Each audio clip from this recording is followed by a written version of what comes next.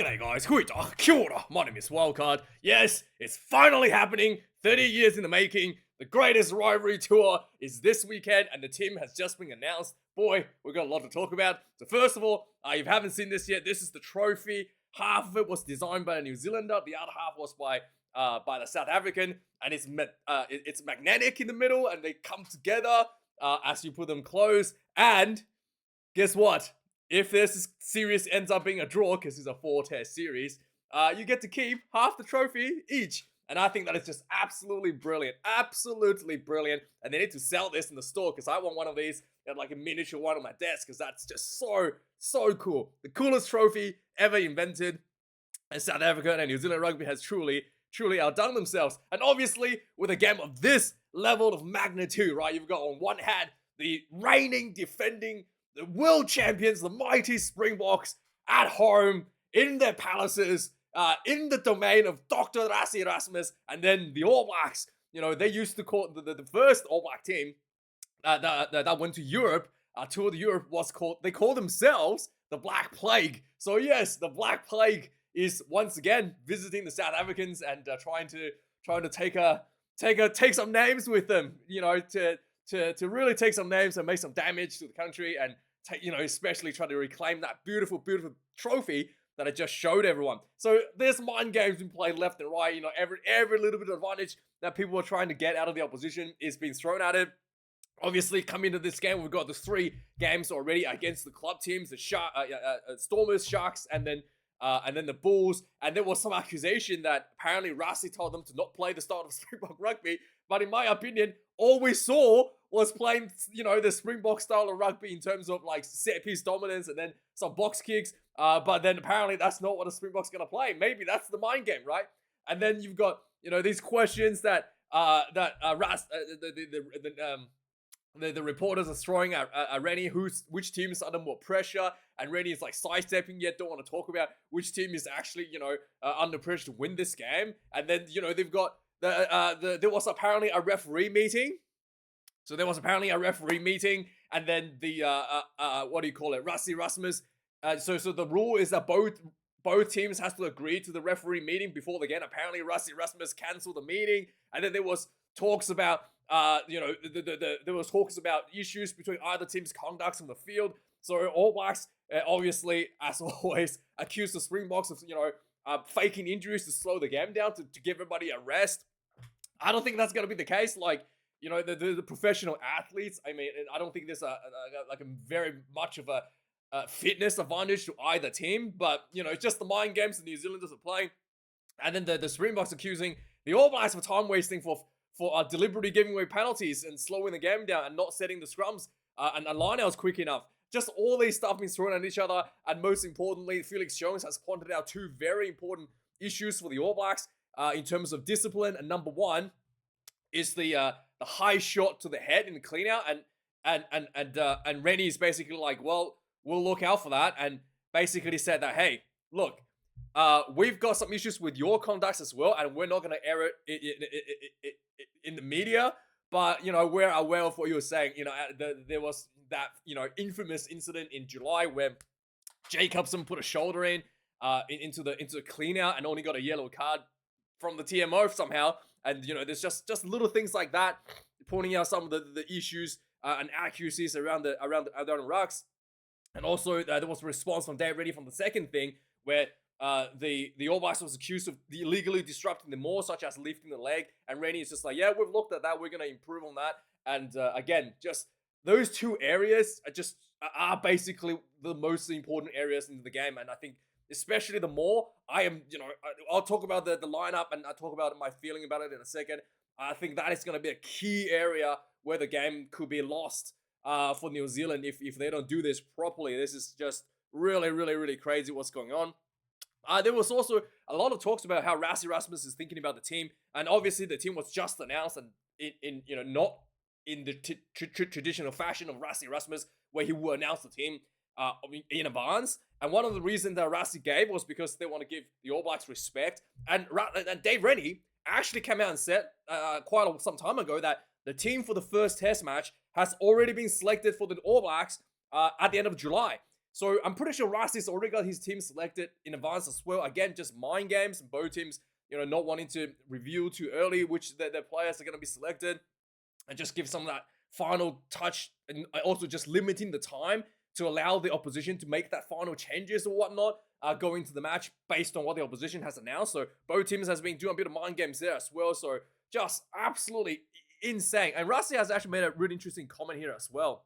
He's actually pointed out that the game time between the two teams are quite different. That the Springboks average about 130 minutes. The All Blacks has averaged about 200 minutes so far. And he thinks that the fatigue, long-term fatigue, is going to hurt the All Blacks with the 4-test series. And I think he has a point. I think Rassie Rasmus has a point.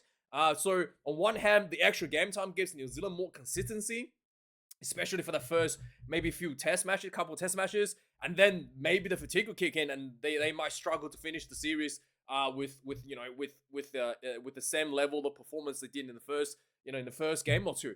And that is something that is really, really important, I think, as well. The depth of the team will come into play, and then obviously the All Blacks still has to play the Cats on Tuesday. So there's a lot of different things that still come into play before the final decision who's gonna of the test of the tour is decided. And I think that Rassie has a really good point here in terms of time management for the players. And then also there was an update from the Springbok team of Siya Kolisi. So apparently Siya was clear to play, and I was expecting him to be selected. He's the captain. But Rassie Rasmus has been so impressed with De Villiers, and he's actually awarded De Villiers the number 6 jersey over Siya Kolisi. And also Siya obviously had a little bit of niggle coming out of the last week's game, 2 weeks ago now, against Argentina, who's pulled off the field early. So that's another reason why he wants to just give him a bit more break, a bit more rest. And then obviously it's the 4-test series. He thinks that Siya will be in terms of that fatigue management as well. He'll be able to bring him in later in the game to to finish the series strong near the end of the tour. And so before we go on the weather, let's go to the referees. The referee this weekend is going to be Matthew Carley from England. In case you don't know who Matthew Carley is, I'll show you a picture in a second. But Matthew Carley. But the most interesting part is the TMO. It's going to be Mike Adamson. Yeah, I think if you're a URC fan, you know his Scottish referee. I'm pretty sure he referees in URC. I remember him was horrendous for the Wallabies against Wales. So I can never forget how bad that was. And I've seen some videos of him in the URC following those in the last couple of years. It's pretty bad as well. And I'm pretty sure some of the TMO calls were from him was a little bit questionable at times, even early in the tour, because he was TMO and foul play match review in the previous games as well. So and he's here in the previous games foul play review. So yeah, we'll have to wait and see if this is going to be an issue. But yeah, this could be this could be the talking point at the end of the game. The TMO, whether he interjects too much or if he misses too much, I think he's going to get crucified at the end of the games. But Matthew Carley is English referee. He's actually okay, not too crazy. But I would not, if you're a Kiwi, I think he probably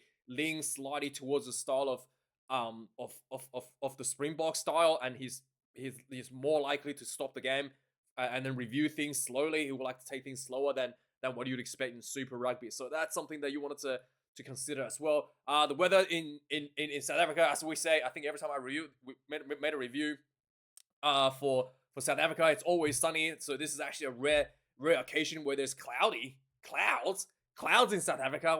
What's going on here? But yeah, apparently it's a bit cloudy, and obviously this is in altitude, 1,700 meters above sea level, and I don't think this is going to play into too much of a thing. It's only just going to make the kicking game a little bit more easier in terms of getting territory, because it's going to kick a bit longer. Other than that, I don't think it's going to have tremendous effect on the players' fitness or anything, because both teams have spent quite some time now in altitude, including the All Blacks has already played a game there against the Bulls in Pretoria, which is my understanding basically like next door to Joburg. So I wouldn't think that there was going to be any issues in terms of what do you call it? In terms of fitness and effects by by the altitude. So yeah, just be interesting there. And then yeah, finally, let's have a look at the players that'll be given the opportunity to play the games. I'm actually pretty happy with how this turned out. My little program that scrapes data for the web has actually put everyone in their club jerseys. So just give everyone an idea of which club they play for, because we know they all play for the Springboks and the All Blacks. And I think that's actually quite nice the way that it turned out. But if any of these stats are wrong, I am sorry. It's just the program that scrapes the web for the data, and then the data's wrong in the website somewhere else. It's, don't blame me. Blame the AI on the overlords, in Silicon Valley. Okay. So anyway, let's have a look at the men who are getting their prospected, honor to play for their great nations in this massive game of rugby. So obviously, first of all, I just want to talk about some of the players that missed out. For the All Blacks, there's just one change from the team that beat Ireland, and I was expecting basically this team as well, and that is Tuipulotu. He's been dropped for Fabian Holland. Initially, number 5. Initially, Fabian Holland. You literally have Fabian Holland was injured, so he wasn't able to play in July, and he just came back basically at the end of the July Test series, and he's had some good run against the clubs, and I think that's enough for the selectors to select him here, and that's basically the only change from the only change from the Ireland team. For the Springboks, a number of changes, a number of surprises for me from that first test, I think against England. Some big names missing out. Obviously, Sia Khaleesi missed out because literally they thought De Villiers did such a great job. Thomas Dutoy, the big prop, missed out. Not even on the bench. So that's a big selection. Maybe they're trying to save him for another test. Portham is on the bench. I do think Dutoy's better than Portham, but I think that might be just like a strategic thing to save him a bit. Pollard missed out as well. I was very surprised with this selection. Sasha is selected at 10. I honestly thought Pollard has done such a great job, both for the Bulls and his performances, recently for the Springboks in July, and what has been shown, in terms of the versatility is shown as a center, the versatility is shown in his defense, the dominance is shown in his defense, and just the kicking game as well. I thought Pollard was going to be on the bench and LeBoc starting, but they have Sasha starting and then Pollard being dropped out of the 23 altogether. But normally I would think this is a fine, but I just think that Sasha has been injured for quite some time. I just not and based on his performance against Argentina, I'm just not sure if it's like still connected in the works of Springboks, but we'll see. We'll find out, right? If he's in the game against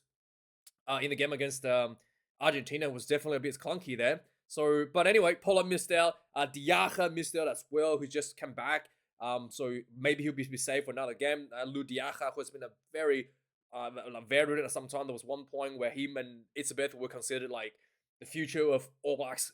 The future of Springbok locks. Hanekom missed out, and basically, yeah, that's some of the big names, and there were some other names that missed out, but basically everything else I think is quite as expected. Apalele Fassi, I didn't think he was going to make the team anyway. There were some talks that he was potentially a selector, an option here.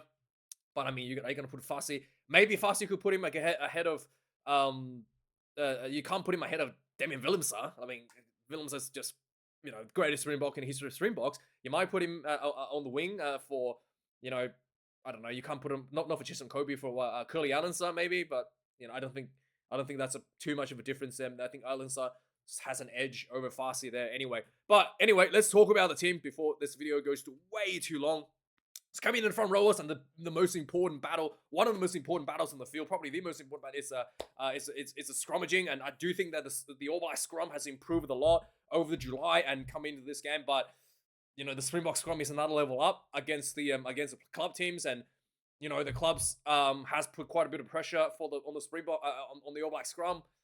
The All Blacks need to take another step forward. Otherwise, this scrum might not go well for them. The return is got a little bit of question mark here. A very small question mark on Ox Enche. I've been seeing some Instagram feed on this guy. Absolutely no salad. This guy's been consuming at all. Just meat and carbs. This guy. So I'm sure he'll be absolutely fine on the field. So yeah, Oxenche coming in number 1 for the Springboks. Malcolm Marks number 2. Line will be solid, and then Wilco Low comes back at number 3.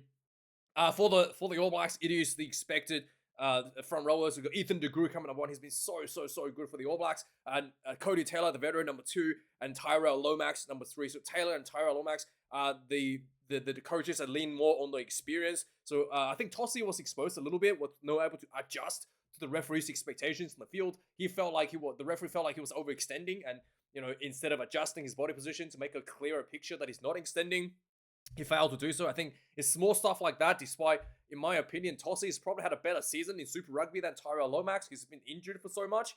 But the selectors has decided that, the selectors has decided that the experience comes more important in this sort of matches, especially against someone like Enche, who will adjust and manipulate the scrum based on what the referee is doing. And that'll be one of the most important when it comes to front row battles. For this test match. Coming in the locks, we've got Ibn Esbeth, who's returned from for the first game for a very long time now, and he was okay. I thought it was probably like a 7, not quite to the level that not quite the dominance that you kind of expected from Ibn, but it's good to see him back, and I think Ibn Esbeth is one of those big test players. He will take another step forward in a test match. Ron Nokia has been absolutely outstanding for the Springboks. He's racked up 31 test caps already. My goodness, this guy's just, I feel like he was just added into the team, a couple of years ago, almost like yesterday. He's already racked up quite a bit of experience there. George Lord has been called in for the All Blacks. He retains his position of All Blacks at number 4 from the Chiefs. And Fabian Holland would have talked to him coming in at number 5. I do think that Holland maybe, that Itzebeth and Holland both being out for injury may just neutralize each other a little bit. So Lord and Nokia will be the 2 battles there. That's most importantly. Coming number 6, Paul de Villiers is the open side flanker for the Springboks, and he was outstanding. He was absolutely outstanding, and getting the award at number 6. Tupavai gets the award at number 6 in the as a third line-out option, basically, as a third lock. He kind of plays lock and number 6 for Chiefs anyway. For the All Blacks, something that he's been pretty decent, building quite nicely for both the Chiefs and the All Blacks. Coming number 7, the open side for the Springboks, Peter Septitoy, the backbone of the team at this point. Luke Jacobson has had a bit of issues in terms of his discipline. He needs to be absolutely on point in this game. The one thing I like about Jacobson is that he's able to, if he makes a mistake, he's able to, make up for it by sticking to the fundamentals and really hone in and not giving out another more silly penalties. But it's the initial penalties that he gives away that kind of concerns me. I think that he usually comes out of the gates a little bit looser. I'm trying to see what he can get away with, and then he tightens up as he goes throughout the game. But we'll have to see. That's really important for him to not give out that early penalties against the Springboks. Jasper Visa, the headbutt machine, comes in number 8, and Artie Savia had a bit of a break, coming back at number 8 for the mighty All Blacks as the captain. Coming up at 9, Grant Williams has expected for the Springboks, and Cameron Royger had been nursing a bit of injury, but he's back here at number 9. I've been looking for him to play against the Springboks for so long now. He's doing absolutely so good for the All Blacks. I think he's better than Dupont, and a lot of Europeans will disagree with me, but I think he's absolutely outstanding. And if you haven't seen him play, I think you guys, if you don't watch Super Rugby, you won't, you may have missed some of the performance that he's been put out. He's absolutely outstanding, and you guys are going to enjoy his performance this week. Sasha, we've talked about it already, back at number 10. Ruben Love comes in number 10 for the All Blacks. 2 youngsters, 13 caps each. Actually, that's quite interesting. And we'll have to see how they're going to match up. I thought Sasha has more caps than 13, and I thought Ruben Love has way less than 13. But Ruben Love has been caught up with quite a few games recently, and it is going to be quite outstanding. Both players are really good at attacking. I think one thing that Sasha had a bit of an issue against the Argentinians, he's been disconnected with the players around him. Sasha is one of those guys who's really spontaneous and has a lot of flair, and that he likes to respond to what's in front of him. And a lot of times his own teammates are not able to be on the same page. And I'm sure, this team with players, the quality of the players around him, people will be able to follow that up, and that'll be the difference. It's the flair that the 10 brings. Ruben Love has quite a bit of flair as well. He likes to play like the depth game with more depth in the back line, and we'll also see how that goes. But here's the thing: the playmaker for the All Blacks will probably be Jordie Barrett at number 12. So we go through that. So number 11, Josh Morby has been absolutely outstanding in Super Rugby and in the All Blacks. Truly deserved the number 11 jersey.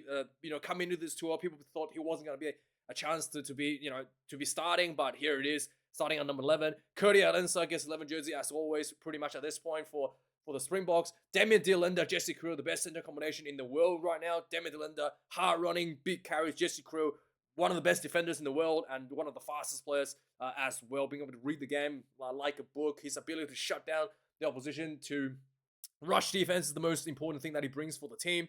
And then for the All Blacks, Jordie Barrett is probably going to be the most important playmaker on the field, and it's not going to be Ruben Love. And this is a style that they have been working on for some time now for the All Blacks, and he kind of like revealed a little bit against the Sharks.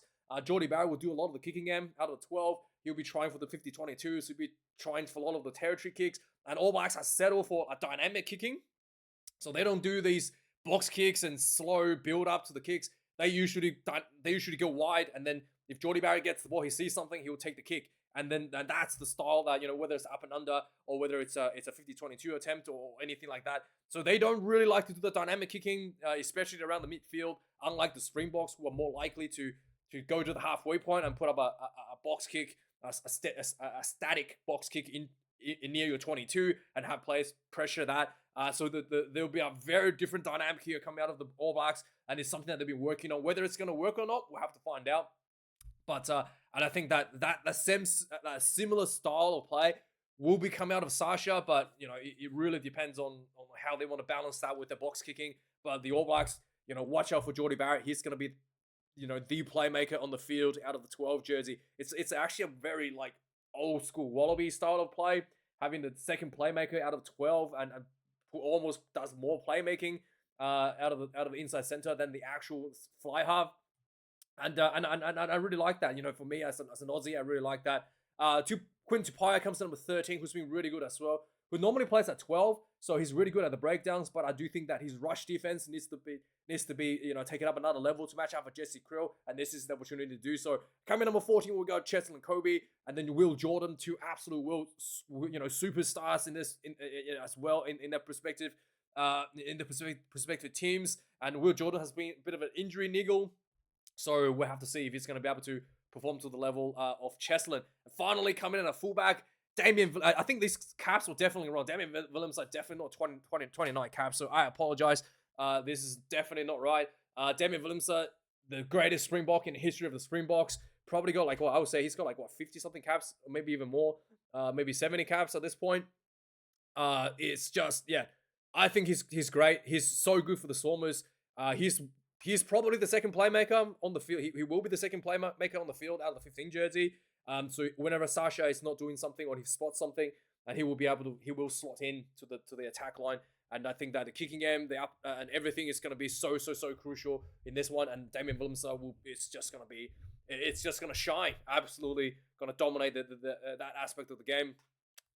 Damian McKenzie, on the other hand, plays almost like a second 10, not a second playmaker, but a second 10. So every now and then he will slot in to the 10 position and just almost function as a 10. And he's been absolutely excellent in doing that for the All Blacks recently, especially when sometimes Ruben Love, as a youngster, gets a little bit lost, and Damian McKenzie will come in and just straighten that up and sort that out for him, and kind of set things right once again. And he has been done outstandingly for the All Blacks. He had a bit of an injury from the Sharks game, so it's good to see that he's okay. Hopefully that ankle doesn't flare up too quickly, and he's gonna play out the entire game. The recent this year, since Dave Rennie has taken over, McKenzie has been the best form I have ever seen. Yeah, he's been better than ever since Dave Rennie's taken it over, and 15 has been in the 15 jersey. He's finally grown to his own there, so that is something to be mindful there as well. On the bench now, obviously the bomb squad's another massive weapon for the Springboks. Jan Hendrik Vessel comes in number 16. Gerhardine Camp comes in number 17, and Zachary Portland comes in number 18. Asafo Almua comes in number 16. George Bauer from the Crusaders, number 17, and Fletcher New comes in number 18. Fletcher New and George Bauer has been quite decent for the Crusaders for the scrum. I'm surprised that Numia didn't get spot at number 17, but I'm not too, it kind of makes sense to have the two Crusaders shoulder to shoulders, not shoulder to shoulder, but in the same setup in the scrums. Koba's Visa, Jasper Visa's brother is here at number 19. Anton Segner has earned himself at the jersey at number 19. He's been outstanding for the All Blacks. The turnover he got on the rate that he got on the against the against the Bulls on the weekend was absolutely spectacular. A lot of people were saying that he was very reachable core-like, and yeah, he's so young. There's a lot of big future ahead of him. Andre Esterhuizen has lost his license to play as back again. He's lost his license again, and he's back here at number 20. I love this guy, man. I don't know why. I just love. I don't know. I don't know. Every time Esterhuizen plays, just makes me smile. I don't know why. Esterhuizen is back as a forward on the reserve, so he will be coming on for he might be coming on for De Villiers at some point. So that'll be interesting to see. Peter Lakai gets a spot at number 20 for the All Blacks, and for the All Blacks, as always, 5-3 on the bench. With the 6-2 setup, the bomb score setup for the All Blacks. Marco van Staden comes in number 21, and then Kyle Preston number 21 as the Crusaders halfback. Number 22, Kobus Reinach for halfback reserve for the Springboks, and Antonin O'Brien, an extra center option here for the All Blacks. Number 23, Man in the Block, and number 10 reserve, and basically covers the whole back line. Not whole back, now most of the back line, with Damien Willemser covering the centers. Shoe one at the center gets injured, and then we've got Leroy. I guess Esterhuizen can cover the center. I forgot. He might still get his license back if one of the centers gets injured. And finally, Leroy Carter will be finishing off at number 23 for the All Blacks. I'm not sure about, as much as I understand the logic here in terms of cover all the injuries, I do feel like, having an extra winger on the bench is never really I never feel like that's a good use of a bench, just having a winger. Having a center is okay, but just a winger, I thought maybe like Rico, maybe if you put Rico here and then you can just save one of the spot for something else, maybe like an extra, hard to say. What else would you put on? Maybe maybe an extra forward or something, but there's not really that many huge forwards that you can put on that'll make much of a difference. Tuipulotu you can put him here maybe, but difficult to say what you might put here instead, to be honest. I really wish Caleb Clark would switch to play center, and it'd be a really good option to put Caleb Clark here, just a bit more power, but he doesn't play center, which is a bit of a shame. So anyway, final predictions. This is going to be a tough one, and this is not because I hate anybody or I'm biased or whatever. Just based on what I've seen, I think the game time that Rassie Rasmus has talked about, the lack of game time for the Springboks, will pay off for the Springboks later on in the season. But in this first game, I do think that there's a bit of a consistent issue for the Springboks. For July, they're this team, the starting team, only basically play one game against England, whereas the All Black has been building throughout July and to some extent in the club teams as well. And there's just more consistency being played for the All Blacks team and in some of the key areas. As long as the All Blacks don't get absolutely destroyed in the maul, which is a biggest concern for me, I think that the consistency from the All Blacks, the fact that Sasha just came back from injury, I think the consistency of the All Black will edge this game in a very close one. And I think it's going to be 25-22 for the All Blacks. But if the maul goes out of, completely gets just demolished, or the scrum gets out of hand, which is, in my opinion, probably still needs a lot of, a couple steps forward to really get there, the Springboks might just win this one with a pretty nice, nice one. So I'm going to go for the All Blacks. I'm going to bank on the fact that the All Blacks has improved their maul and their scrum coming in this one. And the Springboks has a lack of consistency, coming in this one with the injuries and the Sasha at 10. And I think the All Blacks will win this one with Michael. And that's not because, and I think that's, that's, like I said, the Springboks will be better later tests, like Rassie's talking about, and I agree. And I think for this first one, I think the All Blacks might just take this one. Anyway, let me know your thoughts. Like, comment, subscribe. Thank you for watching, and I'll see you guys for the review on the weekend. Cheers.